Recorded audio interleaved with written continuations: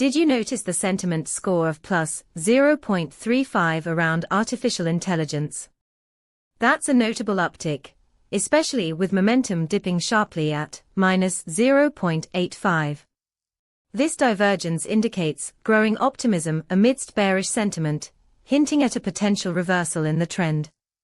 Our API returns a comprehensive analysis of this sentiment, including 17 semantic clusters that provide deeper insights into the conversation around AI.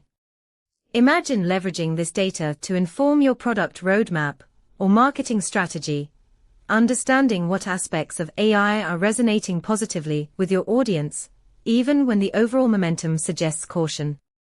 For a deeper dive into how you can integrate this data into your applications, check out pulsebit.lojenterprise.com/docs.